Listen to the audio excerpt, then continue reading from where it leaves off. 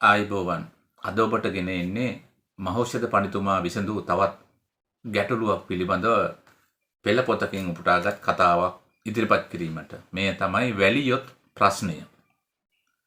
මියුළු නුවර වේදේහ රජතුමාට නැවතත් දිනක් මහෞෂධ කුමරුගේ ප්‍රඥාව පිළිබඳ විමසා බැලීමට සිත් වී උපක්‍රමයක් යොදන ලදී.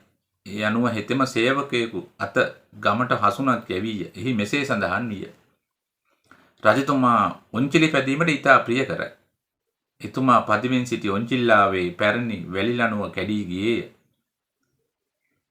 එම වැලි ලණුව වෙනුවට අලුත් වැලි ලණුවක් සාදා එවන්න නැතිනම් දහසක දඩයක් ගෙවීමට සිදුවේ. මෙම හසුන කියවූ ගැම්මැසියෝ මහත් බියටපත් වූහ. අපි කිසිදා වැල්ලෙන් සෑදූ ලණුවක් දැක නැත. කොහුවලින්, පට්ටාවලින් මිස වැලිවලින් කෙසේනම් ලණුවක් ගොතන්නේද කියා ඔවුහු සාකච්ඡා කළහ. එහෙත් ඒ රජතුමාගේ අන නිසා අත්හැරිය නොහැකිය. කුමක් කරන්දෝයි සිතමින් සිටින අතර මහෞෂධ කුමාරයා මෙයට උපදේශයක් දෙති සිතා ඔවුහු කුමරු වෙත ගොස් මෙම ගැටලුව සැලකර සිටියහ. මෙය කාටවත් කළ හැක්කක් නොවේ. එහෙත් මෙම ප්‍රශ්නය මම විසඳා දෙන්නෙමි කී කුමරු ඒ සඳහා කතා කිරීමෙහි දක්ෂකම් ඇති පුජ්‍යලයන් දෙතුන් දෙනෙකු අවශ්‍ය බව පැවසීය. ප්‍රශ්නයට පිළිතුරු දිය යුත්තේ තවත් ප්‍රශ්නයකින්ම මිස වෙනත් ආකාරයකින් නොවේ යයි ඔවුහු පැවසීය.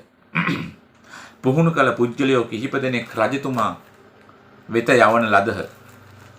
ඔවුහු මහෞෂධයන්ගේ උපදේශ පරිදි රජු හමු වී ඔබතුමාගේ පරණ ඔංචිල්ලාව සාදා තිබූ වැලි ලණුවෙන් කෑල්ලක් අපට දෙන්නයි ඉල්ලා සිටියහ. අපි ඒ ලණුව බලා කුඩා වැලි කැට යොදා සාදන ලණුවක්ද ලොකු වැලි කැට යොදා සාදන ලණුවක්ද ප්‍රමාණයෙන් කොපමණ ලොකු ලණුවක්ද කියා බලා ගෙන ඒ ලණුවේ ප්‍රමාණයට ලණුවක් අඹරා දෙන්නෙමුයි ඔවුහු තවදුරටත් කීහ. එසේ නොමැතිව ලණුව අඹරන එක අපහසුය. පරණ ලණුවෙන් වියතක පමණ කෑල්ලක් තිබුණා නම් හොඳටම ඇති යයි ඔවුහු කීහ. එහෙත් රජතුමා සතුව එවැනි වැලි යොතක් තිබුණේ නැත. නැති වැලි යොතකින් කැබැල්ලක් කෙසේ දෙන්නද? එබැවින් තමා සතුව එවැනි ලණුවක් නැතැයි රජතුමා ඔවුන්ට කීය. ඉතින් රජතුමනි, එහෙම ලණුවක් ඔබතුමා ළඟ නොමැතිනම් උතුරු යව මැදුම් ගම්වැසියන් ලණුවක් සාදන්නේ කෙසේදයි? පිරිස ඇසූහ. රජතුමා මෙය අසා සතුටටපත් විය.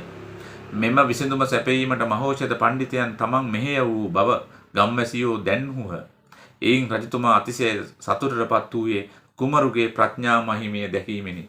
මෙය තමයි මහෞෂධ පඬිතුමා විසඳූ වැලි යොත් ප්‍රශ්නය ඔබට අසා දැනගැනීමට සැලැස්සුවේ. බොහොම ස්තුතියි.